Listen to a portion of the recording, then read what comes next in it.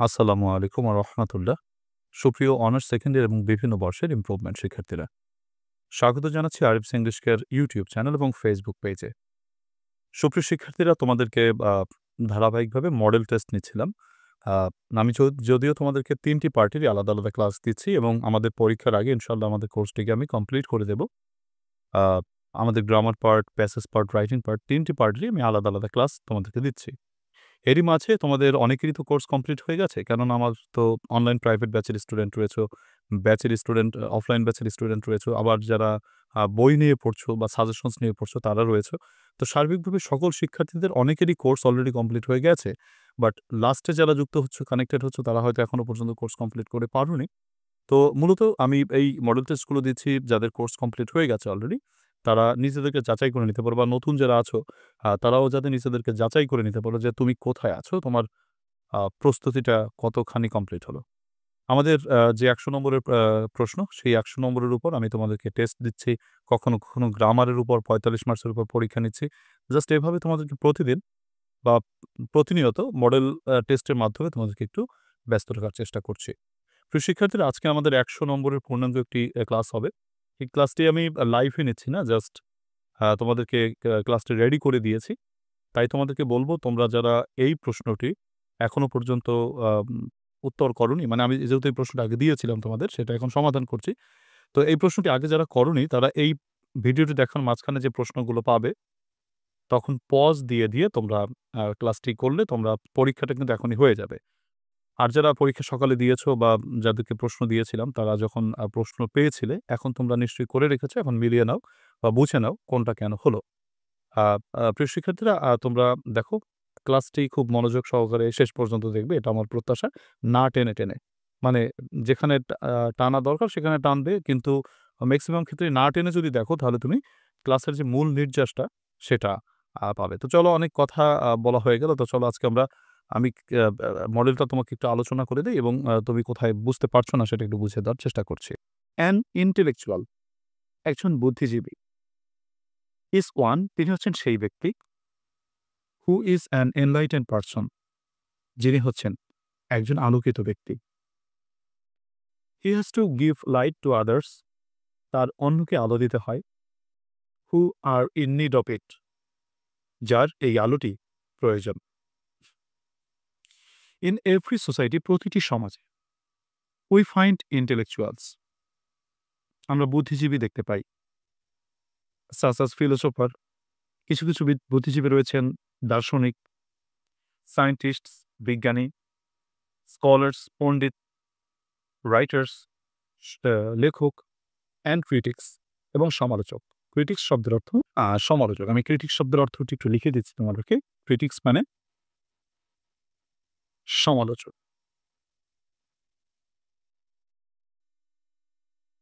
অর্থাৎ প্রতিটি মানে ১ম এ আমাকে এই বাক্যটিতে ১ম ইন্টেলেকচুয়াল এর সংজ্ঞাটা দেওয়া হয়েছে যে, অ্যান ইন্টেলেকচুয়াল ইজ ওয়ান, একজন বুদ্ধিজীবী মানুষ হচ্ছেন সেই ব্যক্তি, who is an enlightened person, যিনি একজন আলোকিত ব্যক্তি।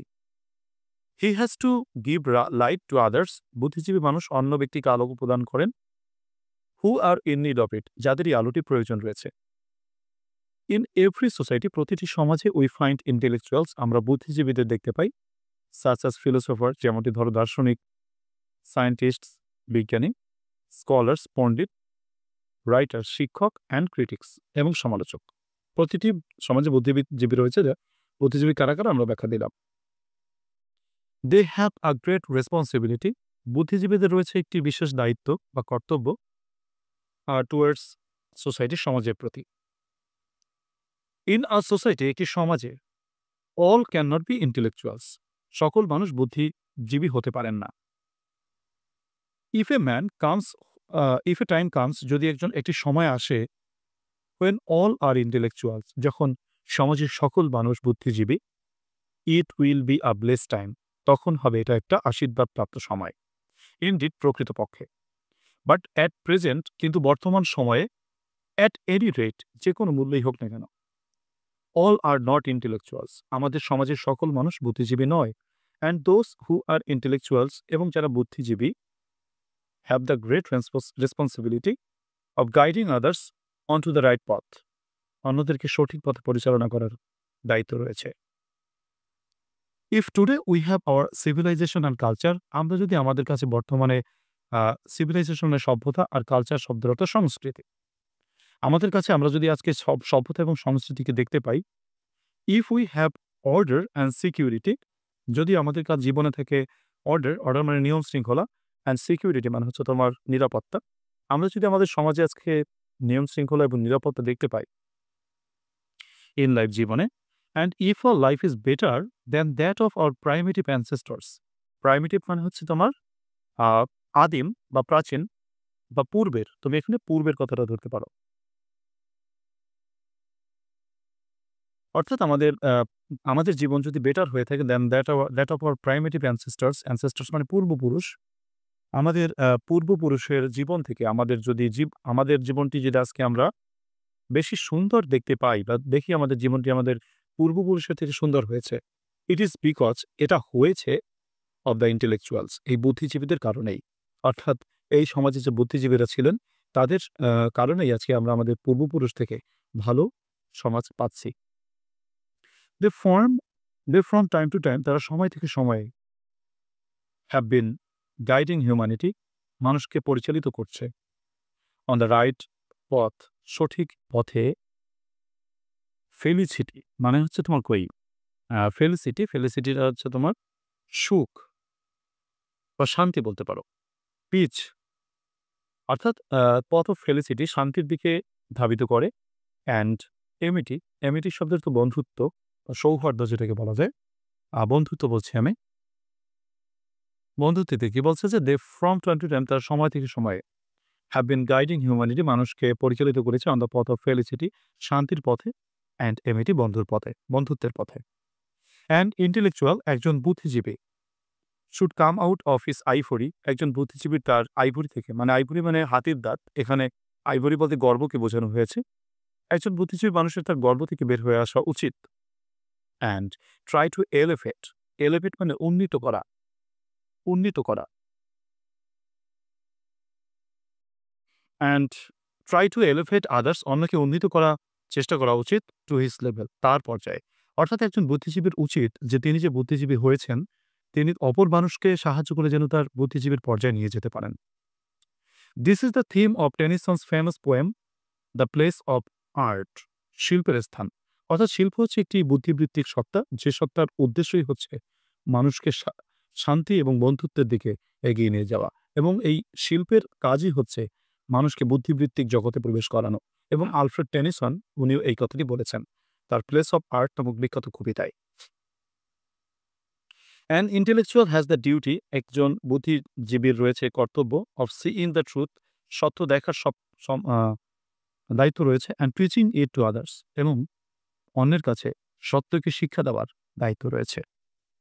অ্যান্ড ইন্টেলেকচুয়াল কন্টেমপ্লেটস, একজন বুদ্ধিজীবী মানুষ কন্টেমপ্লেট করেন মানে তিনি ধ্যানমগ্ন থাকেন বা তিনি তার মনোনিবেশ করেন অন দ্য এটার্নাল লস, চিরস্থায়ী বা তোমার অসীম বা অনন্ত আইনের প্রতি, অব দ্য ইউনিভার্স, এই মহাবিশ্বের যে অন্তিম নিয়ম তার দিকে তিনি নিজেকে মনোনিবেশ করেন, টু এক্সপ্লোর দ্য ট্রুথ, সত্যকে পর্যবেক্ষণ করার জন্য। দ্য পারসেপশন মানে ধারণা,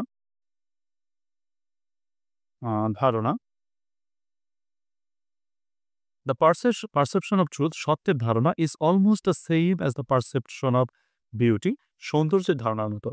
and the duty of an intellectual, এবং একজন বুদ্ধিজীবী মানুষের যে দায়িত্ব, is to see this truth of beauty, সত্যের সৌন্দর্যকে দেখা, অ্যান্ড টু রিভিল মানে প্রকাশ করা, এবং এই সত্যের সৌন্দর্যকে প্রকাশ করে দেওয়া টু আদার্স, অন্যের কাছে। তারপরে আমরা পুরো প্যাসেজটি আলোচনা করলাম একজন বুদ্ধিজীবী মানুষ কাকে বলে এবং একটি বুদ্ধিজীবী মানুষের ধারণা কি, উদ্দেশ্য কি, তার দায়িত্ব কি, আমরা সেই বিষয়টি আলোচনা করলাম। প্রথমে আমরা লিখব পরীক্ষার খাতায় আনসার টু দ্য কোয়েশ্চেন নাও, লিখে তুমি 1 লিখবে, 1 লিখে তুমি মানে আন্ডারলাইন করবে, তারপরে তুমি নিচে উত্তরটা করবে, এবং নিচে উত্তর করার ক্ষেত্রে আমরা দেখব যে এর আগে কিন্তু আমাদের প্যাসেজ অংশে 4টি প্রশ্ন যদি আসে তাহলে এ বি সি ডি এই আকারে থাকবে। সেক্ষেত্রে তুমি এ বি সি ডির উত্তরটি অবশ্যই মাঝখান বরাবর লিখবে, বা পাশে লিখলে বিষয়টাকে তোমার উত্তরের সাথে মিশে যেতে পারে। এর জন্য অবশ্যই এটাকে মাঝখান বরাবর লিখবে এ নম্বর। তাহলে প্রথম প্রশ্নটি পড়ি। প্রথম প্রশ্নটি কি বলেছেন? Who are the intellectuals according to the writer? লেখকের মতে বুদ্ধিজীবী কারা? আসল প্যাসেজে কিন্তু অবশ্যই বুদ্ধিজীবীর সংজ্ঞা দিয়েছে। অ্যান ইন্টেলেকচুয়াল ইজ ওয়ান, একজন বুদ্ধিজীবী মানুষ হচ্ছেন সেই ব্যক্তি, who is an intellectual, enlightened person, যিনি একজন আলোকিত ব্যক্তি। He has to give light to others, তার অন্যকে আলো দিতে হয়, হু আর ইন নিড অফ ইট, যাদের আলোটি প্রয়োজন। In every society we find intellectuals, প্রতিটি সমাজে আমরা বুদ্ধিজীবী মানুষ দেখতে পাই। সাস অ্যাজ ফিলোসোফার, যেমন ধরা যাক দার্শনিক, সায়েন্টিস্টস, বিজ্ঞানী, স্কলার্স, পণ্ডিত, রাইটার্স, লেখক অ্যান্ড ক্রিটিক্স, সমালোচক। এই হচ্ছে আমার বুদ্ধিজীবীদের সংজ্ঞা। তো এই উত্তরটি যদি আমি লিখি আমার উত্তরে, তাহলে কিন্তু আমার হয়ে যাচ্ছে। তাহলে ১-২ উত্তরটা হচ্ছে তোমার অ্যান ইন্টেলেকচুয়াল কাকে বলে তার ব্যাখ্যা দিলাম। তারপরে আমার ২ নম্বর প্রশ্নের উত্তর যাব। প্রতিটি প্রশ্নে যেহেতু ২টি নম্বর, অবশ্যই একটু বিস্তারিত লিখতে হবে, বড়, বড় প্রশ্ন উত্তর লিখতে হবে, এক লাইনে উত্তর আমরা না করি। ২ নম্বর প্রশ্নটি হয়েছে, how does the author define truth? কিভাবে লেখক সত্যকে ডিফাইন করেছেন, মানে সংজ্ঞায়িত করেছেন। ডিফাইন মানে সংজ্ঞায়িত করা। ডিফাইন এর নাম হচ্ছে ডেফিনেশন, মানে সংজ্ঞা। সো কিভাবে তোমার লেখক সত্যকে ডিফাইন করেছেন, সংজ্ঞায়িত করেছেন, সেটা আমরা প্যাসেজ থেকে লিখব। সত্যকে তিনি কিভাবে ডিফাইন করেছেন, সত্য জিনিসটা কি? দেখো প্যাসেজের শেষ লাইনে আমরা দেখব যে the perception of the truth, সত্যের ধারণা, is almost the same as the perception of beauty, সৌন্দর্যের ধারণার মতোই। And the duty of an intellectual is to see this truth of beauty and to refill it to others. এটাই হচ্ছে আমাদের সত্যের সংজ্ঞা। গেল, এটা আমি দিয়ে দিলাম। আর যদি তোমার কাছে মনে থাকে তাহলে তুমি লিখতে পারো যে truth is beauty, beauty truth. Truth is beauty, beauty truth. আচ্ছা, ৩ নম্বর, যদি তোমার মনে থাকে এই লাইনটি দিতে পারো, না মনে থাকে কোনো সমস্যা নেই। তারপরের প্রশ্নটি কি বলেছে? What is the theme of Tennyson's famous poem the place of art? শিল্পের স্থান কবিতাটির মূল থিমটি কি? প্যাসেজের কয়েকটি লাইন আমাদেরকে একটু পড়তে হবে, এরপর উত্তরটি বের করতে হবে। এখানে দেখো লেখা রয়েছে যে,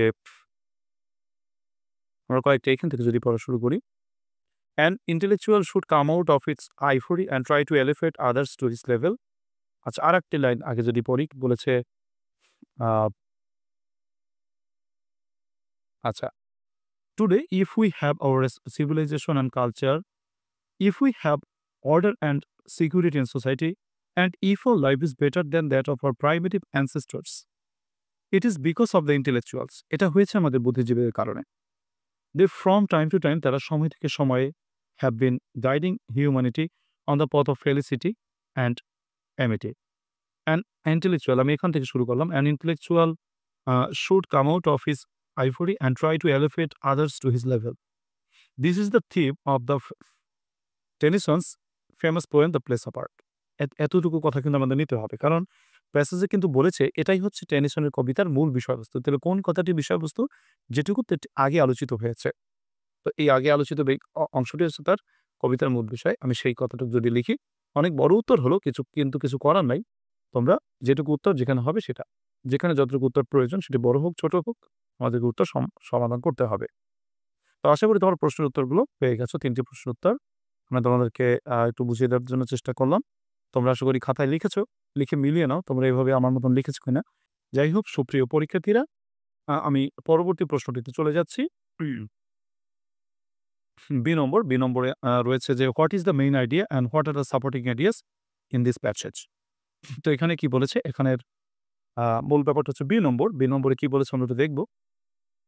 what is the main idea and what are the supporting ideas? তোমাদেরকে আগেই বলেছি, মেইন আইডিয়া, সাপোর্টিং আইডিয়া লেখার ক্ষেত্রে অবশ্যই তুমি কি করবে?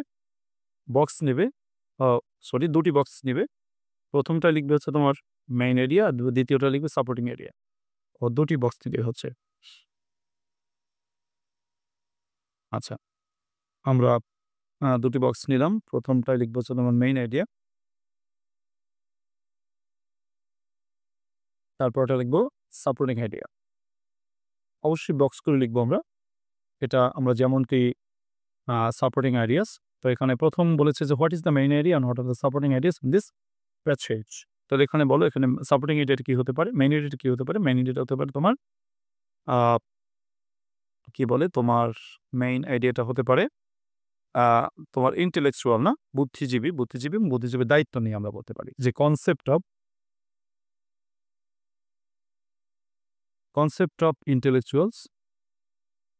intellectuals and their roles. Intellectual এবং তাদের ভূমিকা নিয়ে আমরা আলোচনা করেছি। তাই না?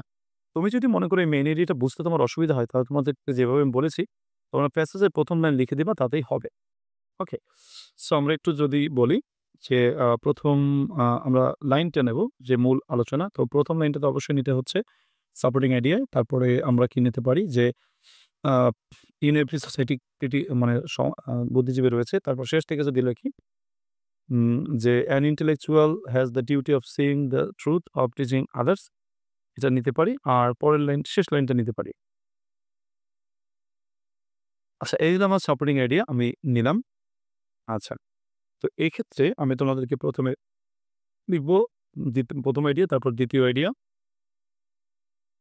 তারপরে তোমার ৩য় আইডিয়া, তারপর হচ্ছে তোমার ৪র্থ আইডিয়া হয়ে গেল। এই হচ্ছে তোমার মেইন আইডিয়া এবং সাপোর্টিং আইডিয়া লেখার উত্তর। আশা করি তোমরা বুঝতে পেরেছ এবং এভাবে পরীক্ষা তুলে দিলে অবশ্যই পূর্ণ নম্বর তোমরা পাবে। এরপর সি নম্বর। সি নম্বর পরীক্ষায় কি বলেছে? সি নম্বরে আমাদের বলেছে ওয়ার্ড মিনিং দিতে এবং ওয়ার্ড মিনিং দেওয়ার ক্ষেত্রে আমরা কিভাবে উত্তর করতে পারি? ১ম এ সি লিখে তারপর লিখব হচ্ছে একটা বক্স করব। তো বক্সের ক্ষেত্রে আমরা দেখো ৩ টে বক্স করব। ১ম বক্সে লিখব হচ্ছে গিভেন ওয়ার্ড, তারপরটা লিখব ওয়ার্ড মিনিং, তারপরে আমরা বাক্য রচনা করব। আচ্ছা, তাহলে ১ম টা আমি যদি বলি যে গিভেন ওয়ার্ড, তারপর হচ্ছে তোমার ওয়ার্ড মিনিং, তারপর হচ্ছে সেন্টেন্স মেকিং।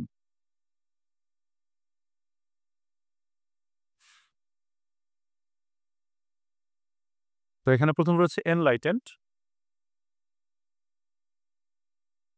আলোকিত। তো আমরা এনলাইটেন্ড মানে আলোকিত। তো কি বলা যেতে পারে আলোকিতর সিনোনিম?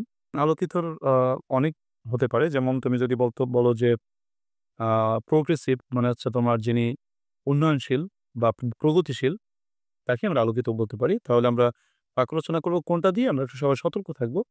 আমাদের প্রশ্নে কিন্তু বলেছে যে make up your own sorry এখানে কি বলছে যে গিভ দ্য মিনিং, এটা বলিনি আমি, meaning of the words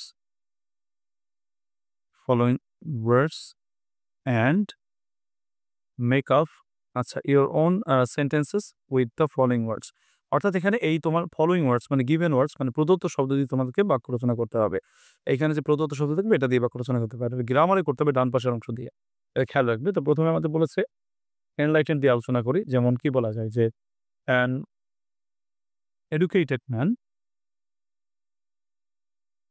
educated man is an enlightened one. অর্থাৎ একজন শিক্ষিত মানুষ হচ্ছেন একজন আলোকিত ব্যক্তি। তো সেক্ষেত্রে আমরা এনলাইটেন কথাটিকে আন্ডারলাইন করে দিব। তারপর হচ্ছে তোমার ১ম প্রশ্ন হচ্ছে ইনডিড প্রকৃতপক্ষে। তো ইনডিড এর আমরা যদি করি অ্যাকচুয়াল মানে ইনডিড প্রকৃতপক্ষে, তাহলে অ্যাকচুয়ালি যেমন ইনডিড প্রকৃতপক্ষে হেলথ ইজ ওয়েলথ, স্বাস্থ্যই সম্পদ। এরকম শর্ট বাক্য রচনা করলেও হয়ে যাবে। আচ্ছা, আমরা আন্ডারলাইন করে দেব। অনেকে বলেছে আন্ডারলাইন করতে ভুলে গেলে আমি কি করতে পারি? সমস্যা নেই, আন্ডারলাইন না করলে যে তোমার মার্কস কাটা যাবে তা নয়। এটা একটা সৌন্দর্যের ব্যাপার। খাতাটাকে সুন্দরভাবে উপস্থাপন করার জন্য এটা খুবই গুরুত্বপূর্ণ ব্যাপার। পাথ, পাথ মানে উপায়। উপায় মানে তোমরা কি বলতে পারো যে ওয়ে বলতে পারো। বা পথ এখানে বলতে পারো তুমি ওয়েই বলি আমি। আচ্ছা, তারপরে আসো পথ দিয়ে বাক্য রচনা করি যে অ্যান এডুকেটেড ম্যান একজন শিক্ষিত মানুষ leads one to right path সঠিক পথে পরিচালিত করে।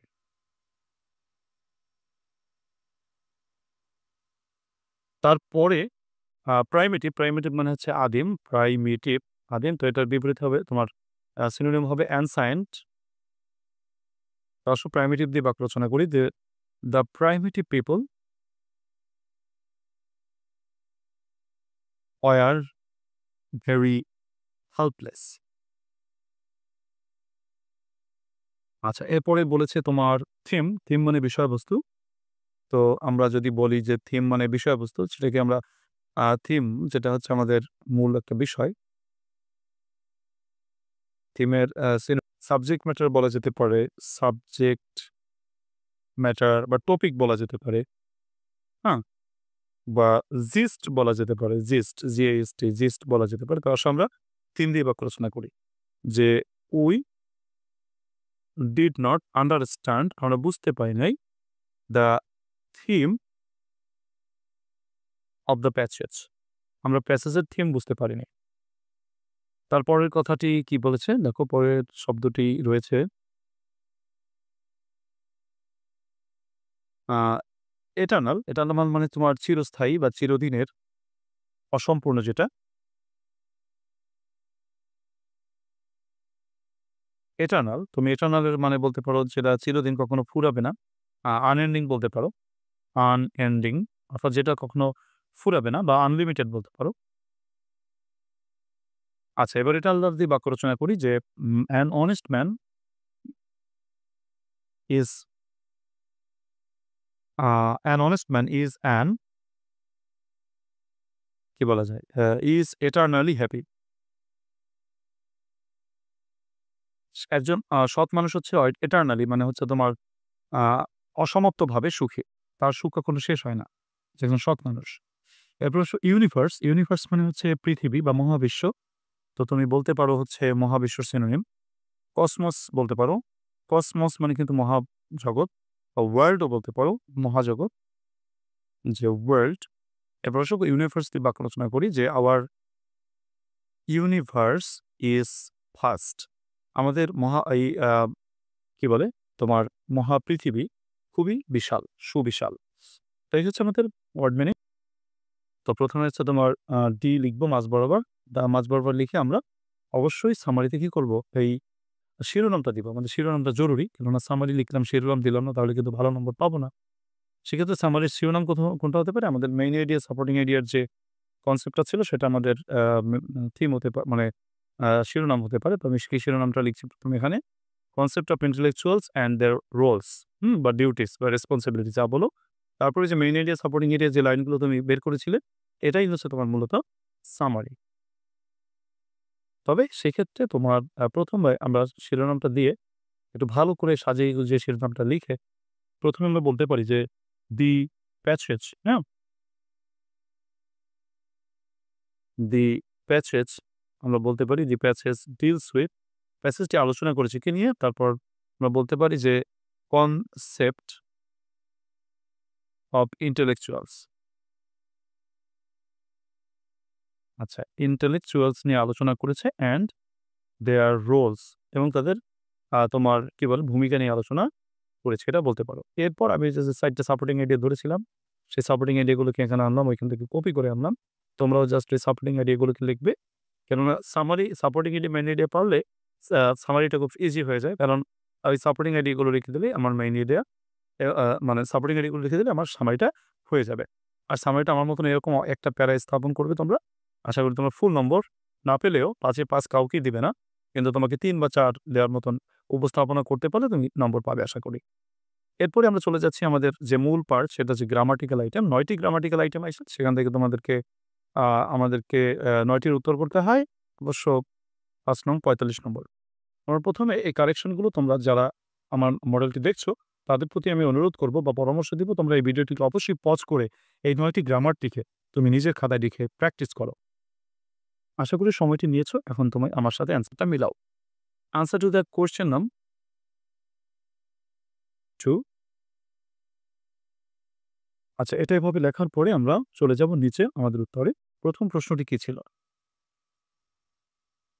"The police are investigating into the matter", পুলিশেরা ব্যাপারটিকে অনুসন্ধান করছেন। ভালো কথা।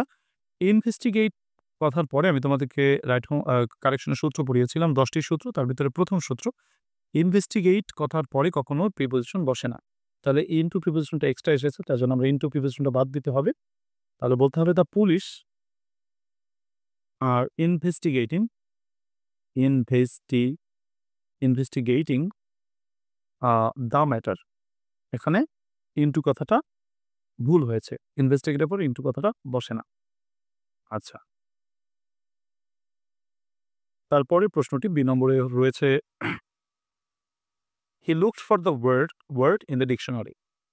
দেখো লুকড ফর মানে খোঁজা।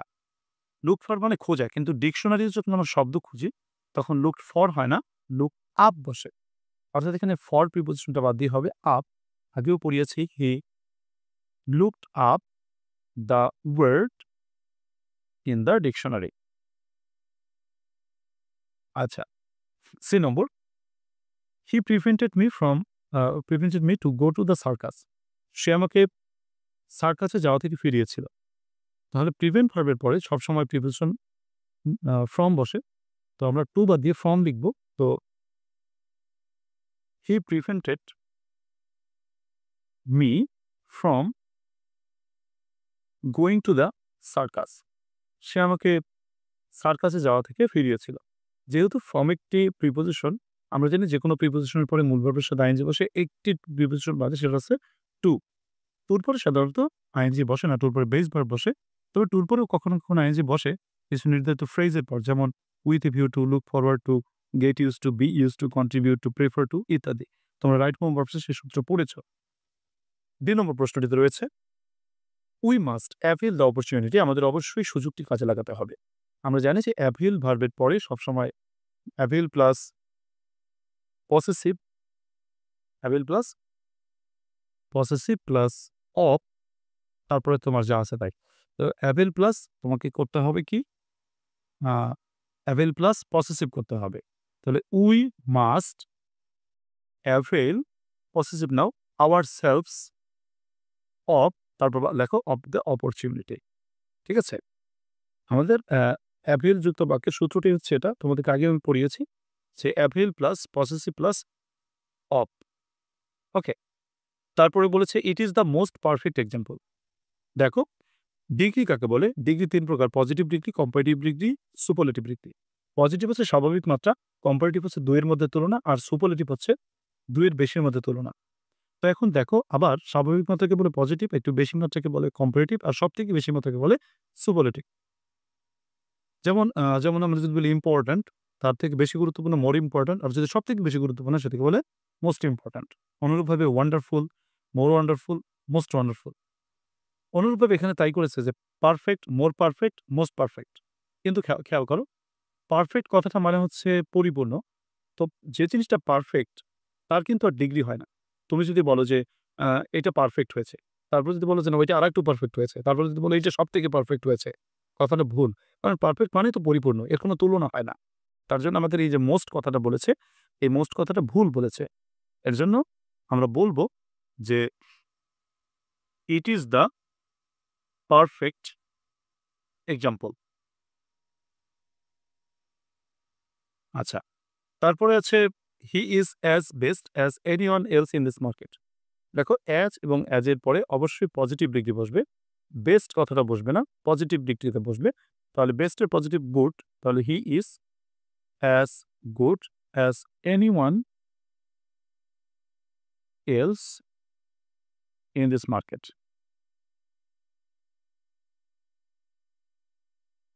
তারপরে বলেছে হি স এ ব্যাড ড্রিম। সে একটি খারাপ স্বপ্ন দেখেছিল। দেখো স কথাটি মানে হচ্ছে তোমার দেখেছিল।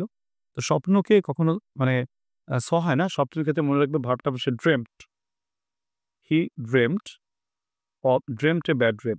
সে একটি খারাপ স্বপ্ন দেখেছিল। তো এরপরে এসো ডব্লিউএস কোয়েশ্চেন, একই কথা বলবো।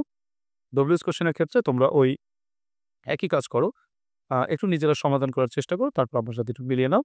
ভিডিওটির পজ দাও, পজ দিয়ে তোমরা একটু প্লিজ এক্সারসাইজ করো। আমি তোমাদেরকে একটু সুযোগ দিচ্ছি, সময়টি নাও তুমি। আশা করি সময়টি নিয়েছো। এবার তুমি সমাধান করো। প্রথমে আমরা লিখবো হচ্ছে আনসার টু দ্য, মানে মিলিয়ে নাও, আনসার টু দ্য কোয়েশ্চেন নাম 3।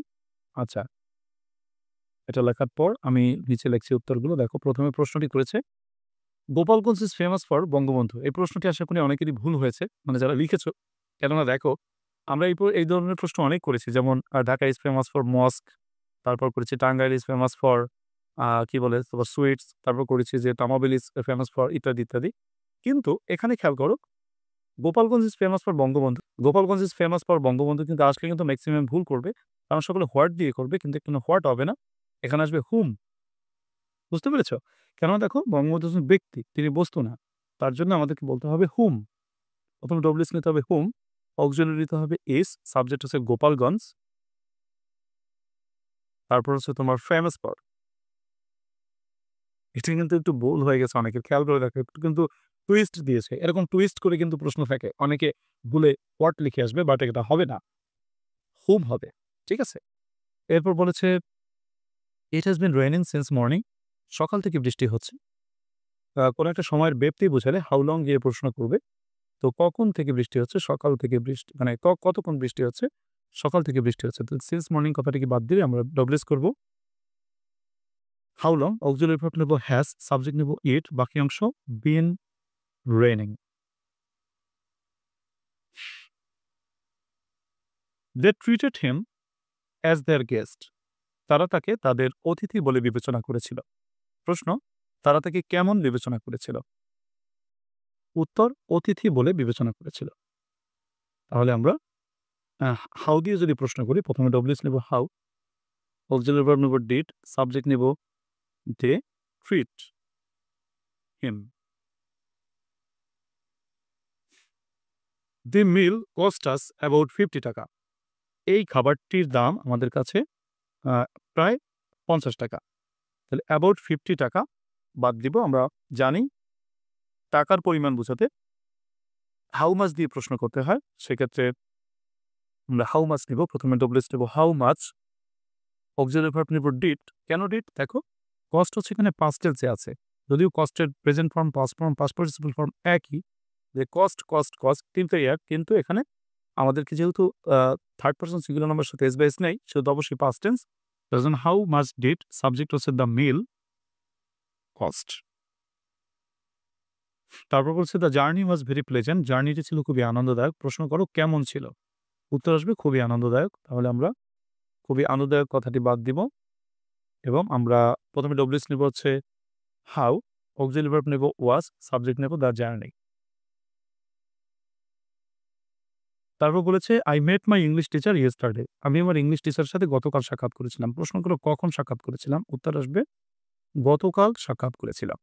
তাহলে প্রথমে WS question when, auxiliary verb হচ্ছে তোমার ডিড, সাবজেক্ট হচ্ছে আই থেকে ইউ, মিট, মাই হচ্ছে ইয়োর ইংলিশ টিচার। এখানে মিট ডাবল হয়ে গেল, দেখো এম ডাবল ইটি হয়ে গেল, কারণ হচ্ছে মেট হচ্ছে পাস্ট টেন্স, মেটটা হচ্ছে পাস্ট টেন্স, তার জন্য ডিড বসিয়েছি।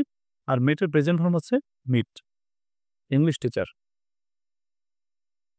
আচ্ছা, তারপর যে নম্বর প্রশ্ন রয়েছে nobody believes a liar. Nobody জায়গায় শুধু হু লাগিয়ে দেবে, তাহলে তোমাদের প্রশ্নটি হয়ে যাবে উত্তর হু বিলিভস এ লায়ার। তোমাকে আমাকে জানিয়ে দিয়েছে তোমার কত পেলে, অথবা তুমি একবারে সব মিলিয়ে জানিয়ে দিয়েছে তুমি কত পেলা, এই মানে পাইলে আর কি এই আমার মডেল কোশ্চেনে। যে এই মডেল কোশ্চেনে পাস করলে আশা করি তুমি মনে করো, ধরে নাও ইনশাল্লাহ তুমি পাস করে গেছো, এরকম ব্যাপারটা, যদি তুমি এই মডেলে সম্পূর্ণ পাস করার নম্বর পাও। ঠিক আছে? তো সেক্ষেত্রে আমরা দেখো তারপর রাইট টু ভার্বস একই কথা, তুমি প্র্যাকটিসটি করো এবং সময় নাও, সময় নিয়ে তুমি মিলিয়ে নাও তোমার কত হলো। তারপরে প্রথমে আমরা লিখবো হচ্ছে answer to the question number 4। সময় নাও, আশা করি তুমি সময়টা নিয়েছো। অ্যান্সার টু দ্য কোশ্চেন নাম 4। আচ্ছা, এটা নিয়ে আমরা প্রথমে কি করব? প্রথমে আমরা লিখবো one of the pens is black। কেন এটা হলো? এটা হলো এই কারণে যে তোমার one of the সবসময় সাবজেক্ট দুটো অফ এর বাম পাশে কি আছে? অফ এর বাম পাশে আছে one, রাইট? তো one টাই তোমার সাবজেক্ট। তাহলে one যদি হয়, one এর জন্য নিশ্চয়ই is বসবে। তার জন্য one of the pen is black। My father go to Dhaka yesterday. দেখো ইয়েস্টারডে কথাটা অবশ্যই পাস্ট টেন্সকে ইন্ডিকেট করে। সো তোমাকে পাস্ট ইনডিফিনিট টেন্সে চলে যেতে হবে। My father went to Dhaka yesterday. তারপর বলেছে উই গোয়িং দেয়ার টুমোরো। আমরা সেখানে আগামীকাল যাচ্ছি। তো ব্যাপারটা হচ্ছে আগামীকাল যাচ্ছি। তো এটা প্রেজেন্ট কন্টিনিউয়াস টেন্স, নিকট ভবিষ্যৎ বোঝাতে প্রেজেন্ট কন্টিনিউয়াস টেন্স বসানো যেতে পারে। সেক্ষেত্রে উই আর, অথবা এখানে তুমি ফিউচার কন্টিনিউয়াস টেন্সও ধরতে পারো যে we will be going there tomorrow. যেকোনো একটা লিখবে, তোমরা ২ টা লিখবা না। আমি ২ টা দিয়ে লিখলাম, ২ টাই কারেক্ট হতে পারে। সো এখানে উই আর অথবা we will be going there tomorrow. আমরা সেখানে আগামীকাল যাচ্ছি, এই অর্থে। আচ্ছা, তার পরের প্রশ্নটি ২ নম্বরে বলেছে, I wish I sing a folk song। তাহলে I wish I sang, কারণ আমরা জানি উইশ ভার্বের পর উইশ এর পর সবসময় V2 বসে। তো সিং এর V2 হচ্ছে sang a folk song। আমি যদি একটি লোকসঙ্গীত গাইতাম তাহলে আসরটা মেতে যেত, রাইট? লোকসঙ্গীত গেলে আসর মাতে বেশি বর্তমান সময়টিতে। তারপর বলছে যে উড দ্যাট থাকলে কুড দিয়ে বাক্য রচনা করতে হয়, যে would that I could enter the room। আমি যদি রুমে প্রবেশ করতে পারতাম। তারপর বলেছে ইফ আই ড্যাশ ইউ, আমি যদি তুমি হতাম। ডান পাশে দেখো উড হ্যাভ প্লাস V3 রয়েছে।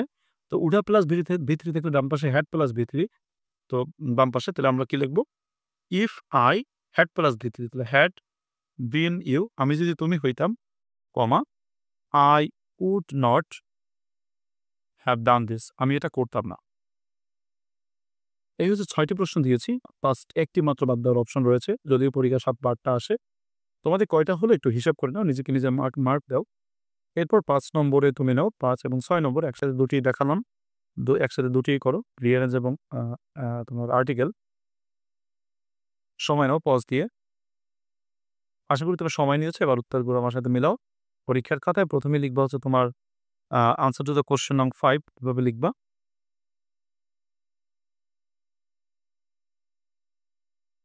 আনসার টু দ্য কোয়েশ্চেন নং 5 এটা লেখার পরে তুমি কি করবে? আন্ডারলাইন করে দিবে। তারপর আর্টিকেলে শুধু উত্তর লিখতে হয়, আর্টিকেলে পুরোটা উঠানো লাগে না। সো দেখো, mister Tom is a European. আমরা বলেছি যে কোনো একটা শব্দের ইংরেজি শব্দ উচ্চারণ যদি ইউ হয়, ইউর উচ্চারণ ইউ এর মতো হলে এ বসে। তো mister Tom is a European. Being an English, ইংরেজ মানুষ হওয়ার কারণে, হি ক্যান স্পিক ইংলিশ, তিনি ইংরেজি কথা বলতে পারেন fluently. He has decided to go to the USA, দেশের নাম সংক্ষেপে থাকলে বা ইউনাইটেড বা কিংডম কথা যুক্ত থাকলে অবশ্যই দা বসে। তো he has decided to go to the USA because his younger brother Henry serves in the army there. Army হচ্ছে collective noun, collective noun the বসে।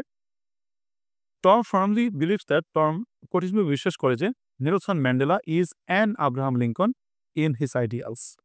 কোনো ব্যক্তির সাথে কোনো ব্যক্তিকে তুলনা করতে গেলে, সরি, অ্যান হবে না, দি হবে। একজন ব্যক্তির সাথে একজন ব্যক্তিকে তুলনা করতে গেলে দি বসে। So Tom firmly believes that Nelson Mandela is the Abraham Lincoln in his ideals. এবার রিয়ারেন্স, আশা করি তোমরা সময় নিয়েছিলে এবং রিয়ারেন্সের উত্তরও করেছিল। তো আমি সেক্ষেত্রে আনসার বলে দিচ্ছি। আনসার টু দ্য কোশ্চেন নাও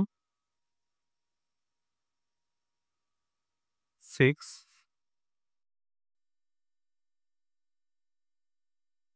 আচ্ছা, তো কি বলছে? সাবজেক্ট নাও আগে। এই বোতলটিতে অনেকগুলো পানি ধরে। দিস বোটল, এটা হচ্ছে তোমার সাবজেক্ট। আমি আগে সাবজেক্টটাকে নিচ্ছি, দিস বোটল। তারপর আমি সাবজেক্টটাকে আগে আইডেন্টিফাই করে আমি ভার্ব নিব। ভার্ব হচ্ছে হোর্স, ধারণ করে। তারপর হয়ে গেল লট অফ ওয়াটার। এই বোতলে অনেকগুলো পানি ধরে। তারপর বলেছে কি বলা যায় যে একজন দেশপ্রেমিক সাবজেক্ট। তাহলে সাবজেক্ট যদি আমি পাই তাহলে আমাকে আগে সাবজেক্টটা বসাই। এ পেট্রিয়ট, একজন দেশপ্রেমিক। ভার্ব বসাবো, তাহলে লাভস হিজ কান্ট্রি, তার দেশকে ভালোবাসে ভেরি মাচ। ও সরি, এইচ ডিভাইড হয়েছে আরেকটা জি। তো কি বলছে দেখো,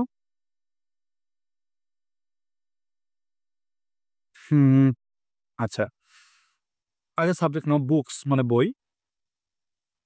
তাহলে books are printed, books are printed on papers, বই কাগজে ছাপানো হয়। তারপর রয়েছে এটা একটা প্রবাদ বাক্য, as you sow, as you sow as you saw, so shall you reap.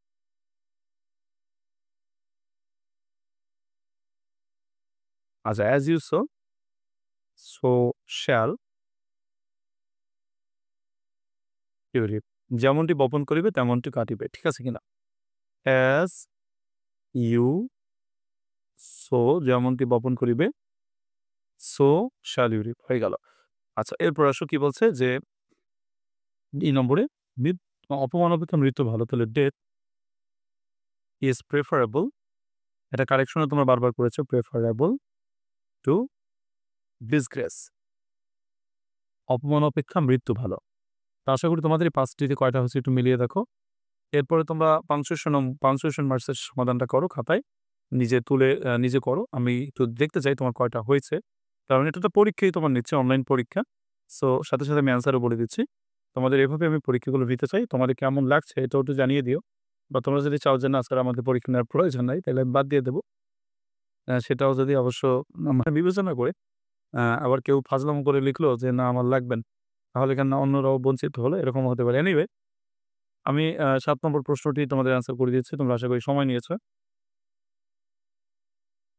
আচ্ছা, people who have to many books, যে সকল মানুষের অনেক বই রয়েছে, অফেন ফাইন্ড, তারা প্রায় দেখে, কমা দিয়ে দিতে পারো একটা, দে হ্যাভেন্ট, তাদের নেই, এনি টাইম, কোনো সময় নাই তাদের, টু রিড দেম, তাদের বই পড়ার সময় নাই, দেম, ফুল স্টপ, বাক্যটি শেষ হয়ে গেল। ইন দ্য সেম ওয়ে, একইভাবে, কমা, কারণ দেখো সাবজেক্টকে যাই বলি না কোনো, সেটা স্যাড ভার্ব এবং সাবজেক্টকে আলাদা করার কাছে অবশ্যই কমা বসে। In the same way, people with too many friends, যে সকল মানুষের অনেক বন্ধু রয়েছে, ক্যান নট ফাইন্ড, তারা খুঁজে পায় না, এনাফ টাইম, পর্যাপ্ত সময়, two cultivate with all of them, মানে বই যেমন অনেক মানুষের থাকে বাট সেগুলো পড়ে না, ঠিক তদ্রুপ অনেকের যাদের অনেক বন্ধু রয়েছে তারা কিন্তু অনেক বন্ধুর সাথে সদ্ব্যবহার করে না বা বন্ধুত্বকে কাজে লাগায় না। এরপরে আসো 8 নম্বর, অ্যান্টোনিম। তুমি যদি পারো একটু লেখো, খুবই জরুরি কয়েকটি অ্যান্টোনিম, মানে আমি খুবই গুরুত্বের সাথে মডেলগুলো তৈরি করছি, অনেক বিশ্লেষণ করে, অনেক বই ঘেটে আমার অভিজ্ঞতার আলোকে। তুমি এই মডেলগুলো ফলো করলে তোমার 5 নম্বর হুবহু অনেক ক্ষেত্রে 5 নম্বর কমন পাবে, আমি এই আশাটা করছি ইনশাল্লাহ। তো আনসার টু দ্য কোয়েশ্চেন নাও প্রথমে লিখবে, তারপরে একটু চেষ্টা করো তোমরা সবাই পারো কিনা নিজে চেষ্টা করে। আশা করি তোমরা সময় নিয়েছো। এবার আমি আনসার বলে দিচ্ছি। প্রথমে আমরা বক্স দিব, বক্সে লিখবে তোমরা আমার পরামর্শ মোতাবেক। তোমরা অনেকে বলো যে বক্স না করলে হবে কিনা, আসলে বক্স না করলে যে হবে না এমন কোনো কথা নাই, তবে একটা সৌন্দর্যের ব্যাপার রয়েছে। আমি সেই সৌন্দর্য ব্যাপারটাকে তোমাদেরকে এমফাসাইজ করছি বা গুরুত্ব দিচ্ছি। তো প্রথমে আমরা লিখবো হচ্ছে গিভেন ওয়ার্ড, তারপর লিখবো হচ্ছে তোমার অ্যান্টোনিম, তারপর লিখবো সেন্টেন্স মেকিং। তো প্রথমে আমরা বাক্য রচনা অ্যারোগ্যান্ট দিও, অ্যারোগ্যান্ট। তো অ্যারোগ্যান্ট মানে হচ্ছে তোমার দাম্ভিক, অহংকারী, এরকম। সো অ্যারোগ্যান্ট তুমি অ্যান্টোনিম বলতে পারো, যে ভদ্র বলা যেতে পারে, বা যিনি একটু অমায়িক মানুষ, সেক্ষেত্রে আমরা হাম্বেল কথাটা বলতে পারি। তো আমাদেরকে হাম্বেল দিয়ে বাক্য রচনা করতে হবে, যেমন মিস্টার রেক্স। আমাদের বাক্য রচনার জন্য মিস্টার রেক্সকে আমরা খুব ভালোবাসি। রেক্স দিয়ে আমরা বাক্য রচনা করি, মিস্টার রেক্স সাহেব ইজ এ হাম্বেল ম্যান বা হাম্বেল পার্সন। মিস্টার এক্স সাহেবের হচ্ছেন একজন অমায়িক ব্যক্তি। আমাদের এক্স সাহেব এই নায়ক, কখনো সে ভালো কখনো সে খারাপ, তাকে দিয়ে আমরা বাক্য রচনা করে থাকি। তারপরে রয়েছে ক্যান্ডিড। ক্যান্ডিড কথাটা আমাদের বর্তমান সময়ে সব থেকে একটা পরিচিত শব্দ। তো ক্যান্ডিড, সরি সবগুলো বোল্ড হয়ে যাচ্ছে কেন? Candid, highly typing candid. So candidate কি করবে, আমরা করি কি করবো, ক্যান্ডিডেট অ্যান্টোনিম বলবো। ক্যান্ডিড মানে সাদাসিধে, সহজ সরল, অমায়িক, এরকম। তো এটার বিপরীত অ্যারোগ্যান্ট বলা যেতে পারে। ঠিক আছে, কইয়ের তেলে কই ভাজা। তো অ্যারোগ্যান্ট মানে হচ্ছে যে শব্দ আছে ওইটা দিয়ে করলাম, ওইটির বিপরীত অবশ্য ক্যান্ডিড দেওয়া যেত। সো ক্যান্ডিড মানুষ আমরা কি বলবো, এবার মিস্টার এক্স না বলে আমরা বলবো যে মিসেস, কি বলো, Mrs x is an arrogant women. Arrogant lady, lady বলা যাবে না, উইম্যান মানে হচ্ছেন একজন বদমেজাজি, দাম্ভিক একজন মহিলা। তারপরের প্রশ্ন হচ্ছে স্টেরাইল। স্টেরাইল মানে আগেই বলেছি, কতগুলোকে পড়েছিলাম বোধহয়। স্টেরাইল মানে হচ্ছে তোমার বন্ধ্যা।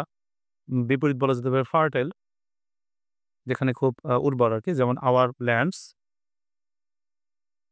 আর ফার্টাইল, আমাদের জমি উর্বর। ফার্টাইল কথাটাকে আমরা আন্ডারলাইন করে দিব। তারপরে হচ্ছে তোমার জেনিথ। জেনিথ মানে চূড়া বা সাফল্যের যেটা চূড়া আমরা বলে থাকি। জেনিথের সিনোনিম বলা যেতে পারে, অ্যান্টোনিম বলা যেতে পারে। জেনিথের সিনোনিম পাওয়া যাবে অজস্র, কিন্তু আসলে বিপরীত শব্দটা কঠিন। জেনিথ মানে হচ্ছে চূড়া, সে টপ হতে পারে, অ্যাপেক্স হতে পারে, বাট অ্যান্টোনিম একটু কঠিন। এটা নেডির ছাড়া পাওয়া যাবে না। নেডি মানে পাদবিন্দু বা নিচের অবস্থান, সেটাকে নেডির বলে। যেমন he is now at the nadir of destruction. সে এখন তোমার ধ্বংসের পাদবিন্দুতে অবস্থান করছে। তাহলে নেইডার এটা একটু কঠিন, অনেক কঠিন তোমাদের জন্য আমি বলবো। আননোন একটি শব্দ। এরপর আছে নালিফাই। নাল মানে বাতিল করা। তো নালিফাই মানে হচ্ছে বাতিল করে দেওয়া। তো এটার বিপরীত বলতে হবে তোমাকে। তো বাতিল করার দেওয়ার মানে কি, যেটাকে তোমার অ্যাপ্রুভ করা, রাইট? তো যেমন যে বলছে আওয়ার প্রিন্সিপাল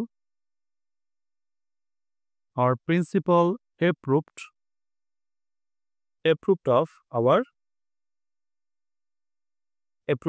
আওয়ার কি বলা যায়, যে আওয়ার অ্যাপ্লিকেশন, আমাদের অ্যাপ্লিকেশনটি তিনি অনুমতি দিয়েছিলেন। তারপরে কি বলেছে, তারপরের প্রশ্নটিতে বলেছে হিডিয়াস না, এটা উত্তরটা হিডিয়াস মানে বীভৎস, ভয়ঙ্কর, বা কি বলা যেতে পারে যে অতি কুৎসিত, পাষণ্ড, এরকম পশুতুল্য। তো হাইডিয়াস বিপরীত মানে হচ্ছে পশুতুল্য বা বীভৎস। তো এটা বলতে পারো প্লেজেন্ট বলা যেতে পারে। প্লেজেন্ট মানে হচ্ছে আনন্দদায়ক। যেমন হিজ বিহেভিয়ার ইজ প্লেজেন্ট, তার আচরণ প্লেজেন্ট। তারপরে শব্দটি রয়েছে জোকান্ট শব্দের হচ্ছে তোমার হচ্ছে উল্লাস করা, আনন্দ করা, তো ফুর্তিবাজ এরকম। তো জোকান্ট। আর বিপরীত বলা যেতে পারে জোকান্ট, উল্লাস যিনি করেন। তার বিপরীত হচ্ছে গ্লুমি, যে খুবই বিষণ্ণ থাকে। গ্লুমি মানে বিষণ্ণ। যেমন his mind is gloomy today, তার মন আছে বিষণ্ণ। এরপরে আমাদের পার্টস অফ স্পিচে চলে যাব। পার্টস অফ স্পিচ থেকে একই কথা। তোমরা আগে সময় নাও, সময় নিয়ে নিজেরা তৈরি করে একটু নিজেকে নম্বর দাও এবং নিজের চেষ্টা করো পারো কিনা। এবং এই প্রশ্নগুলো খুবই গুরুত্বপূর্ণ আরকি। তো প্রথমে লিখে নেবে answer to the question now. Fine. তো প্রথমে বক্স করে নাও। আচ্ছা, প্রথমটা লিখবো হচ্ছে গিভেন ওয়ার্ড, পরেরটা লিখবো হচ্ছে তোমার পার্টস অফ স্পিচ বা চেঞ্জড ওয়ার্ড, তারপর একটা সেন্টেন্স মেক করবে। তো দেখো আমরা পারি কিনা। প্রথমে আমরা লিখবো হচ্ছে গিভেন ওয়ার্ড, তারপরটা লিখবো হচ্ছে তোমার চেঞ্জড ওয়ার্ড, তারপরটা লিখবা সেন্টেন্স মেকিং। প্রথম শব্দটি বলছে এমপ্লয় মানে হচ্ছে চাকরি প্রদান করা, এটা ভার্ব। তো এমপ্লয়ের নাউন করতে হবে। অনেক কিছু করা যেতে পারে। এমপ্লয়ের নাউন হতে পারে এমপ্লয়ার, এমপ্লয়ি, এমপ্লয়মেন্ট। আমি এমপ্লয়মেন্ট করলাম, এমপ্লয়মেন্ট। তাহলে কি বলা যায় যে তোমরা একটা এমপ্লয় দিয়ে বাক্য রচনা করো, পার্সন ইন এমপ্লয়মেন্ট দিয়ে। যেমন we should ensure employment for our youths, আমাদের যুবকদের জন্য কর্মসংস্থানের ব্যবস্থাকে নিশ্চিত করতে হবে। এমপ্লয়মেন্ট দিয়ে বাক্য রচনা করলাম। তারপরের শব্দটি রয়েছে কনসিডার শব্দের অর্থ হচ্ছে তোমার বিবেচনা করা। নাউন অ্যাডজেক্টিভ চেয়েছে, তাহলে কনসিডারেবল। কি বলা যায় যে his behaviour is simply considerable.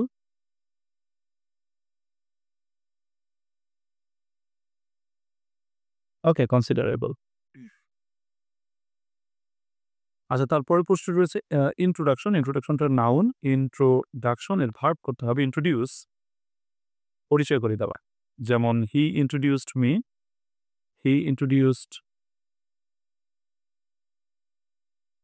Himself to me, সে আমার কাছে তাকে পরিচয় করে দিয়েছিল। তো ইন্ট্রোডিউস কথাটিকে আমরা আন্ডারলাইন করে দিব। তারপর হচ্ছে তোমার ফেভার, ফেভার মানে হচ্ছে পক্ষে থাকা। এর চেয়েছে অ্যাডভার্ব, তাহলে তোমাকে অ্যাজেক্টিভ ভেঙে এলওয়াই পর্যন্ত যেতে হবে। তাহলে ফেভার, তাহলে ফেভারেবলি, ফেভারেবলি। যেমন কি বলা যায় যে he did the work very favourably, সে অনেক অনুকূলভাবে কাজটি করেছিল। মানে তার কাজটি করার জন্য মানে পরিবেশ খুব ভালো ছিল। অর্থাৎ সুন্দর সুষ্ঠু পরিবেশে অনুকূলভাবে কাজটি সে করেছিল। এরপর বলেছে ওয়ান্ডারফুল, ওয়ান্ডারফুল। এর চেয়ে হচ্ছে নাউন, তাহলে ওয়ান্ডারফুল এর নাউন হচ্ছে ওয়ান্ডার। তাহলে আসো ওয়ান্ডার দিয়ে বাক্য রচনা করি যে উই নাও এনজয়, আমরা এখন উপভোগ করি মেনি ওয়ান্ডার্স অফ সায়েন্স, বিজ্ঞানের অনেক বিষয় আমরা এখন উপভোগ করি।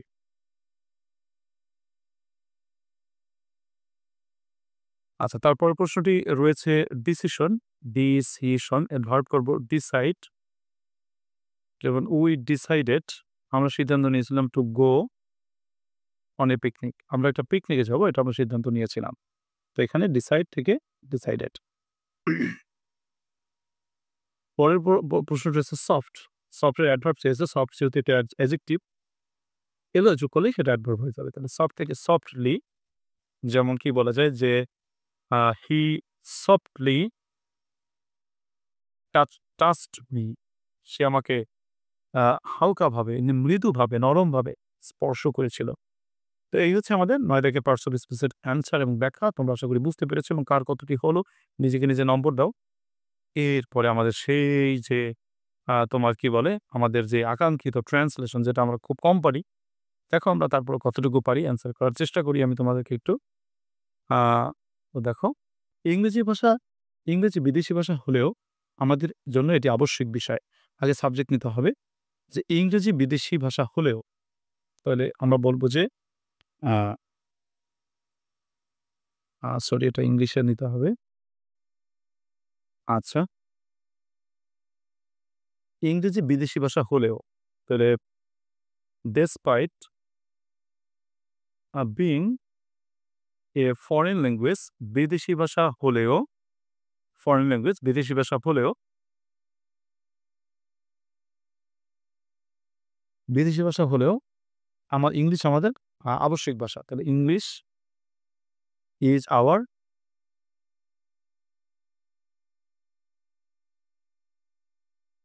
Compulsory subject. আচ্ছা, তারপর বলেছে আমরা সুদীর্ঘ ১৪ বছর যাবত এটি পড়ে থাকি। তাহলে আগে সাবজেক্ট নিতে হবে আমরা।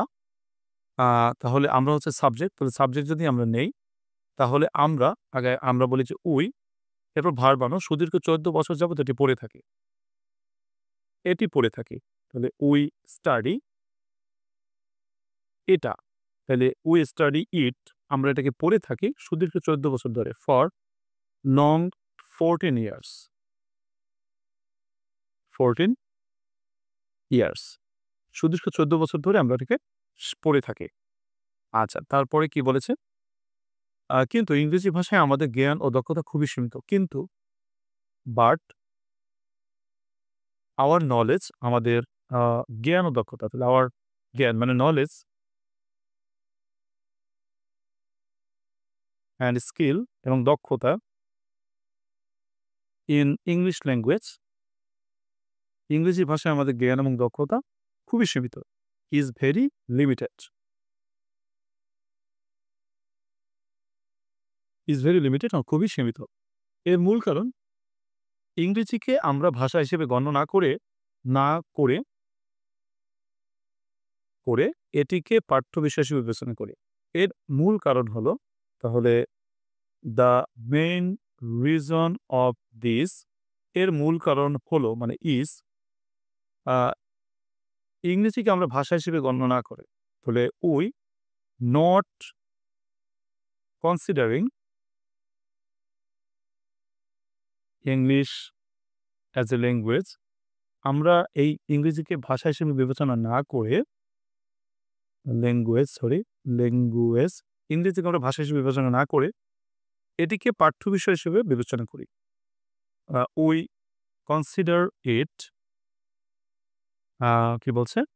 Not considering English as a language, we consider it আমরা এটাকে বিবেচনা করি অ্যাজ এ কম্পালসারি সাবজেক্ট বা পাঠ্য বিষয় হিসেবে বিবেচনা করি। তাহলে আমরা কম্পালসারি বা কি বলা যায় যে তোমার একাডেমিক বা কম্পালসারি বলতে পারি, কম্পালসারি সাবজেক্ট পাঠ্য বিষয়টি বোঝাবে তখন। এটা আমরা ভাবানুবাদ করলাম। তারপর বলছি কি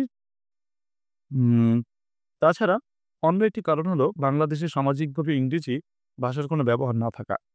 তাছাড়া অন্য একটি কারণ, তাছাড়া ইংরেজি বিসাইডস অন্য একটি কারণ, তাহলে অন্য একটি কারণ মানে হচ্ছে অ্যানাদার বিসাইডস একটু কমা দিতে হবে।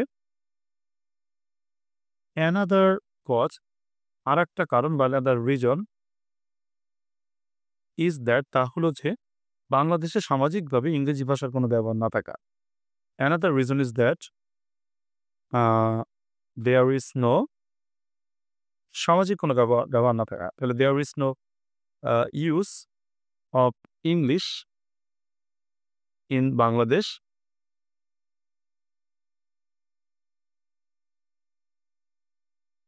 সোশ্যালি। সামাজিকভাবে বাংলাদেশে কোনো ইংরেজি ব্যবহার না থাকা।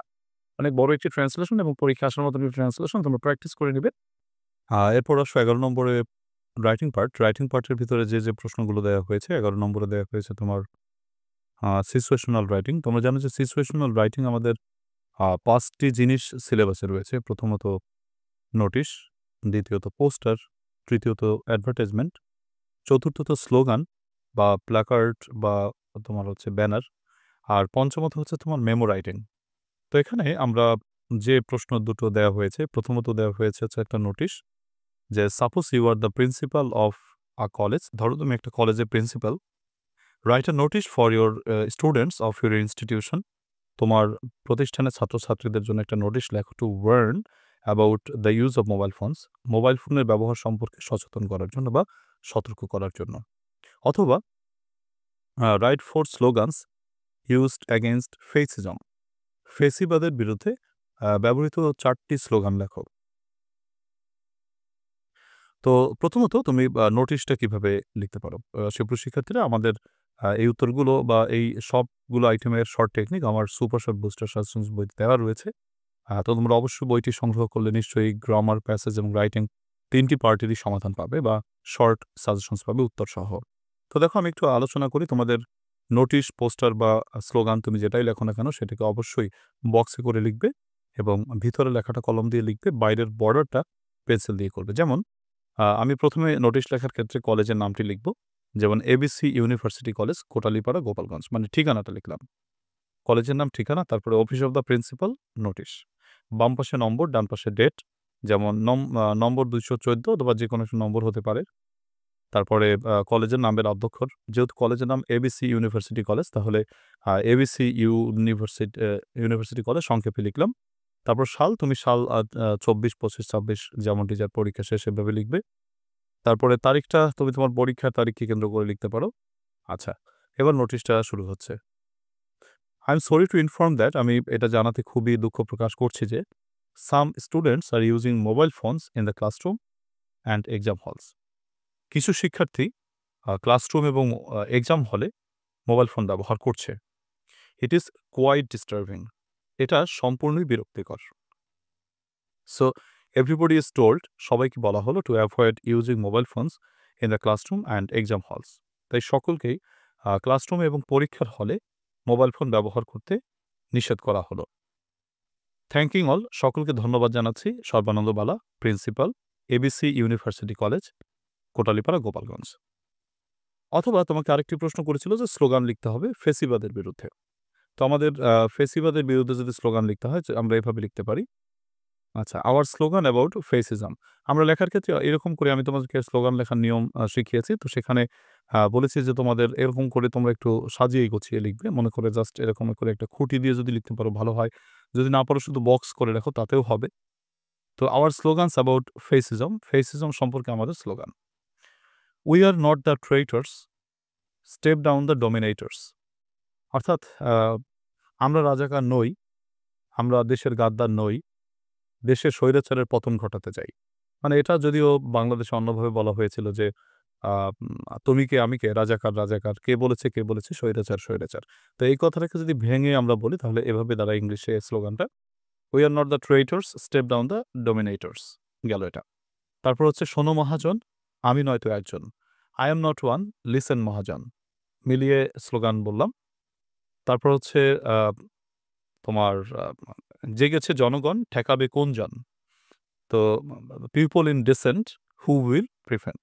জেগেছে জনগণ, ঠেকাবে কোন জন? আচ্ছা, আওয়ার কান্ট্রি আওয়ার হোম, আমাদের দেশ আমাদের ঘর। অপ্রেশরস উইল ফেস দ্য ডুম, এবং অত্যাচারীরা বিচারের সম্মুখীন হবে। তো মিলিয়ে 4টি স্লোগান এখানে লেখা হয়েছে। এইভাবে 4টি স্লোগান লেখা যেতে পারে ফেসিজম বা ফেসিবাদ সম্পর্কে। এরপরে আমাদের 12 নম্বরে দেওয়া হয়েছে application. Write an application to the principal of your college for arranging online class. Online class আয়োজনের জন্য তোমাকে প্রিন্সিপালের কাছে একটি পত্র মানে অ্যাপ্লিকেশন লিখতে হবে। অথবা write a letter to your younger brother about the bad effects of smoking and advising him not to smoke. আচ্ছা, এই দুটোর তুমি যেটা লেখো, অ্যাপ্লিকেশন লিখলে বরাবরই আমি বলে থাকি ভালো হয়। প্যারাগ্রাফ দেওয়া হয়েছে shoring prices of daily নেসেসারিজ।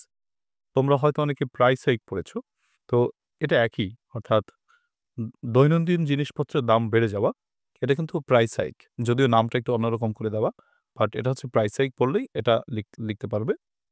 Dengue fever আর হচ্ছে এন্ট্রিপ্রিনারশিপ, এটা হচ্ছে তোমার উদ্যোগ নেওয়া, মানে উদ্যোক্তা হওয়া।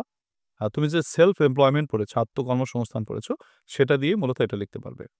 ঠিক আছে? তো সেক্ষেত্রে দেখা যায় কি, তোমরা অনেকে প্যারাগ্রাফগুলো হয়তো বোঝো নাই যে কেমনে কি দিছে, কিন্তু আসলে তোমাদের পড়ার ভিতরেই আছে বা তোমাদের কমন রয়েছে। এসে রাইটিং 3টি দেওয়া আছে, দেখো কোন 3টি তুমি লিখবে বা কোনটি তুমি লিখবে। একটা লিখতে হবে, যেহেতু 3টির ভিতরে তোমাকে একটা চুজ করতে হবে। সো তুমি কোনটা লিখতে চাও? Duties and responsibilities of students, নাকি এম্পাওয়ারমেন্ট অফ উইমেন, নাকি ফ্লাডস ইন বাংলাদেশ? সুপ্রিয় পরীক্ষার্থীরা, তোমাদের শেষ মুহূর্তে যারা প্রস্তুতি নিচ্ছ, তেমন আগে পরে কিছুই পড়োনি, মানে একেবারে শেষ মুহূর্তে জাস্ট 0 থেকে প্রস্তুতি নিচ্ছ, তাদের জাস্ট 5 থেকে 6 দিন পরেই যাতে সাজেশন শেষ করতে পারো, তেমন একটি সাজেশনসই আমি মূলত প্রেজেন্ট করছি, বা সেই সাজেশনসই তোমাদেরকে আমি প্রদান করছি। আমরা এখানে যেমন মনে করো প্যাসেজে 20 মার্কস রয়েছে, তার জন্য যে 4টি প্রশ্ন আসে, 4টি প্রশ্নের জন্য আমাদের কোশ্চেনের জন্য 5টা ফর্মুলা, ওয়ার্ড মিনিং এর জন্য 7টা ফর্মুলা, তারপর মেইন আইডিয়া, সাপোর্টিং আইডিয়ার জন্য একটা টেকনিক। পরীক্ষায় প্যাসেজ কমন পাওয়ার কোনো দরকার নেই, জাস্ট এই একটা টেকনিক পড়লে, আর সামারিতে একটা টেকনিক। এই টেকনিকগুলো পড়লে তুমি প্যাসেজ নিয়ে তোমার নো টেনশন। আর মাত্র 5টা প্যাসেজ তুমি পড়ে যেতে পারো। প্যাসেজ সাধারণত কমন বাঁধে না, তবে 5টা যে 5টা আমি দিব, এগুলো প্র্যাকটিস করলে, ভাগ্য সুপ্রসন্ন হলে কমন বেঁধেও যেতে পারে। তবে না বাঁধলেও যাতে তুমি লিখতে পারো এবং তোমার নিশ্চিতভাবে তুমি নম্বর পাও, সেই টেকনিক বা ফর্মুলাগুলো তুমি সাজেশনস থেকে পেয়ে যাবে। এরপর আমাদের মূলত পাস করার জন্য, অনার্সে পাস করার জন্য মূল যে জায়গা, সেটা হচ্ছে গ্রামার। ট্রাস্ট মি, তোমরা আমাকে বিশ্বাস করো যে গ্রামার যদি ভালো না পারো, তাহলে কিন্তু পাস করাটা অনেকটাই মুশকিল হয়ে যায়। আমি আমার পড়ানোর অভিজ্ঞতার আলোকে বলছি। তো এই গ্রামারের উপর তোমাদেরকে একেবারে নিশ্চিতভাবে কমন আসার জন্য আমি শর্ট সাজেশনস প্রদান করেছি। তোমরা জাস্ট দেখো প্রত্যেকটি আইটেমের জন্য আমার এই সাজেশনসে কি রয়েছে, সেটা আমি তোমাদেরকে দেখাচ্ছি। প্রথমত টেকনিক রয়েছে, মনে করো প্রত্যেকটি আইটেমের টেকনিক রয়েছে। তারপরে বিগত বছরের প্রশ্ন রয়েছে। তোমার কাছে যদি মনে হয় আমি এতগুলো পারবো না রুলস পড়তে, তাহলে মাত্র 93টি প্রশ্ন আমি সেন্টেন্স কারেকশনের উপর দিয়েছি। জাস্ট এই 93টি বাক্য পড়লে তুমি নিশ্চিত কমন পেয়ে যাবে। তারপর ডব্লিউএস কোয়েশ্চেনের জন্য 75টি, রাইট ফর্ম অফ ভার্বসের জন্য 141টি, আর্টিকেলের জন্য 12টি, রিঅ্যারেঞ্জের জন্য 91টি, পাংচুয়েশনের জন্য 7টি, এবং অ্যান্টোনিম সিনোনিমের জন্য আমি যে সাজেশনসগুলো দিয়েছি এখানে তুমি দেখতেই পাচ্ছ। দেখো এই ক্লাসের মাধ্যমে সাজেশনসটা আমি তোমাদেরকে দিচ্ছি, কিন্তু তুমি যদি জাস্ট ক্লাসের জন্য অপেক্ষা করো, তাহলে কিন্তু তোমার হয়তো লেট হয়ে যাবে। সো লেট না করে তুমি আমার যে সাজেশনসটি অবশ্যই অর্ডার করতে পারো। তোমার মনে করো রাইটিং পার্টের জন্য একেবারে শর্ট সাজেশনস দিয়ে দিয়েছি। এই আমার সুপার শর্ট বুস্টার সাজেশনস রয়েছে, যেমন প্যারাগ্রাফ, এসে, application, letter, poster, advertisement, notice. এর ফর্মুলা বা টেকনিক তো রয়েছে, যাতে একটি পরে তুমি অনেকগুলো লিখতে পারো। পাশাপাশি তোমাকে স্ট্যান্ডার্ডভাবে সাজেশন দেওয়া রয়েছে। অবশ্য ফর্মুলা লিখলে আমাদের নম্বর একটু কম হয়। আমাদের পূর্ণাঙ্গ নম্বর পাই না। তো তারপরও মনে করো যদি আনকমন এসেই যায়, আ তোমার মনে করো গ্যারান্টির জন্য এই মানে বিপদে রক্ষা পাওয়ার জন্য এই টেকনিক বা ফর্মুলা পড়ে গেলে ভালো হয়। আর আলাদা করে সাজেশনস যেগুলো দেওয়া রয়েছে অল্প করে, এগুলো জাস্ট পড়ে গেলেও তোমার জন্য যথেষ্ট। প্রিয় শিক্ষার্থীরা, তোমার শেষ মুহূর্তের জন্য এই সুপার শর্ট বুস্টার সাজেশনস বইটি তুমি অবশ্যই সংগ্রহ করে পড়তে পারো। যদি ৭ দিন বা ৫ থেকে ৬ দিনও যদি তুমি ইউজ করতে পারো, টোটাল 100% তুমি যদি পড়তে নাও পারো, তুমি যদি এর 50% ও পড়তে পারো, আমি নিশ্চিত তুমি পাস করে যাবে ইনশাআল্লাহ। সো এই সাজেশনসটি তুমি অতি সত্বর অর্ডার করে ফেলো। পরীক্ষার যেহেতু সময় কম, সাজেশনসটির মূল্য হচ্ছে ৳৪০০। আ সুন্দরবন কুরিয়ার সার্ভিসের মাধ্যমে তোমার বাংলাদেশের যেকোনো প্রান্তে পৌঁছে দিতে পারি। তুমি সাজেশনসটি অর্ডার করার জন্য আমার সাথে যোগাযোগ করতে পারো। 01843852361 এই যে নম্বরটা দেখতে পাচ্ছ ভালো করে দেখো। তোমরা এই নম্বরটিতে WhatsApp এ এসএমএস করতে পারো এবং বলতে পারো যে অনার্স সেকেন্ড ইয়ারের সাজেশনস লাগবে বা শুধু সাজেশনস বললেই বুঝতে পারবো যে তুমি সাজেশনসটা চাচ্ছ। তোমরা অনেকে কল দাও শেষ মুহূর্তে। আসলে অনেকের কল তো এটা ধরা সম্ভব হয়ে ওঠে না। এর জন্য বলব একটু এসএমএস বা টেক্সট করে জানালেই মোটামুটি যোগাযোগটা ভালোভাবে করা যায়। তো খুবই দ্রুততর সময়ে তুমি অর্ডার করে ফেলো। তুমি পূর্ণাঙ্গ তোমার যে আ সাজেশনস এর ক্লাস তো পাচ্ছ তুমি। দেখে পড়ে নিতে পারবে। তবে সব ক্লাস সাজেশনস আপলোড করতে আমার তো সময় লাগছে। তো এটা তোমার ওয়েট না করাটাই ভালো হবে। তুমি যদি একবারে সাজেশনস গুলো নিয়ে পড়তে পারো, সেটা তো ভালোই হয়। কারণ ফোন থেকে দেখে পড়া আর কাগজ নিয়ে পড়া, মানে বইটা তো একটা কাগজ, তাই না? এটা হাতে রেখে পড়া এটা অন্যরকম ব্যাপার। সো অবশ্যই বইটা নিশ্চয়ই অর্ডার করতে পারো। আর বোঝার জন্য ক্লাস তো রয়েছেই। আর এই ক্লাসের বাইরে যদি তোমার কাছে মনে হয় যে আমি অনলাইন ব্যাচে একটু ভর্তি হতে চাই, শেষ মুহূর্তে তোমার দেখো আমার এই অনলাইন ব্যাচে অনেকেই ভর্তি হয়েছে মোটামুটি। তো তারা মাত্র ১ম ১০ টি ক্লাস করেই তাদের পাসের কিন্তু একটা মনোবল হয়ে গেছে এবং নিশ্চিতভাবেই তারা পাস করে যাবে, সেরকম একটা ব্যাপার তাদের হয়েছে ইনশাআল্লাহ। এই অনলাইন ব্যাচে যারা ভর্তি হতে চাও, তোমাদের শেষ মুহূর্তে যারা ভর্তি হতে চাও, যেহেতু এখন আ অ এট লিস্ট ১০ টা ক্লাস হয়ে গেছে। তো তোমরা যে ১০ টা ক্লাস মিস করেছো সেগুলো অবশ্যই আমার আম গ্রুপে আছে। আমাদের যে Facebook গ্রুপে ক্লাসটা হয়, সেখানে ক্লাসগুলো আছে। তুমি সময় নিয়ে রেকর্ডেড ক্লাস রয়েছে দেখে নিতে পারবে। আর আপকামিং দিনগুলোতে যে ক্লাসগুলো আছে আপডেট ক্লাস, সেই ক্লাসগুলোতে লাইভে তুমি কানেক্টেড হতে পারবে। তুমি যেহেতু ১০ টি ক্লাস লাইভে করতে পারোনি বা ১০ টি ক্লাসের পরে ভর্তি হচ্ছ, তোমার জন্য একটু ডিসকাউন্টে ভর্তি হতে পারবে তুমি। একটু টাকা কম দিয়ে ভর্তি হতে পারবে। একেবারে নামমাত্র কিছু টাকা মূল্যে তোমাকে ব্যাচে ভর্তি আমি নিতে পারি। আমি বিশ্বাস করি যে তুমি ব্যাচে যদি ভর্তি হতে পারো এবং ব্যাচের ক্লাসগুলো যদি করতে পারো, ইনশাআল্লাহ তুমি অবশ্যই পাস করে যাবে। অবশ্য ব্যাচের বাইরের যে YouTube, Facebook এর ক্লাসগুলো করছো, এটা যদি সঠিকভাবে করতে পারো, তাতেও তুমি পাস করে যাবা ইনশাআল্লাহ। সাজেশনস বইটি যদি মিলিয়ে করতে পারো। তবে কেউ যদি অতিরিক্ত রকমের দুর্বল হয়ে থাকো, দেখা যায় লাইভে তুমি প্রশ্ন করলে আমি তোমাকে উত্তরটা দিলাম বা তোমার ভুলগুলো ভাঙায় দিলাম। তো এইটা যদি চাও তুমি অনলাইন পেইড ব্যাচে বা অনলাইন ব্যাচে ভর্তি হতে পারো। খুবই সীমিত মূল্যে তুমি জাস্ট WhatsApp এ নক করো। নক করে বলো যে, "আমি অনলাইন ব্যাচে ভর্তি হতে চাই।" তুমি সীমিত মূল্যে জাস্ট শেষ মুহূর্তে এই দুর্দান্ত ব্যাচটিতে ভর্তি হতে পারো। আমাদের ক্লাসটা হয় প্রতিদিনই ক্লাস হচ্ছে। সপ্তাহে তোমার হচ্ছে ৬ দিনই ক্লাস হচ্ছে এবং আমরা বেশ সময় নিয়ে ক্লাস করি এবং আস্তে ক্লাস করি। কোনো ব্যস্ততা নয়। আমরা তোমাদের যতক্ষণ সময় তোমরা চাও আমি ঠিক ততক্ষণ সময় তোমাদেরকে দেওয়ার চেষ্টা করি। তো এই ক্লাসগুলো হচ্ছে প্রতিদিনই হয় এবং আমাদের সবথেকে বড় কথা হচ্ছে অনলাইন ব্যাচে যেটা হয়, আমি যা পড়াই বা সাজেশনসটিকে বা কোর্সটিকে খুব সুগঠিতভাবে তোমাদেরকে বুঝিয়ে কিন্তু আমি ক্লাস টেস্টটা নেই। আর এই ক্লাস টেস্টটা হচ্ছে অনলাইন ব্যাচের সবথেকে বড় সুবিধা।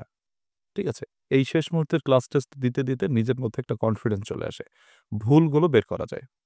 সো এই অনলাইন ব্যাচে তোমরা ভর্তি হতে পারো। আমাদের অনলাইন ব্যাচের ক্লাস প্ল্যানটা দেখতেই পাচ্ছ। প্রতিদিন যেহেতু ক্লাস হচ্ছে, আমরা ইনশাআল্লাহ পরীক্ষার কমপক্ষে ১০ দিন আগেই আমাদের কোর্স কমপ্লিট হয়ে যাবে। এরপরে আমরা শুধু একাধারে পরীক্ষা নিতে থাকব।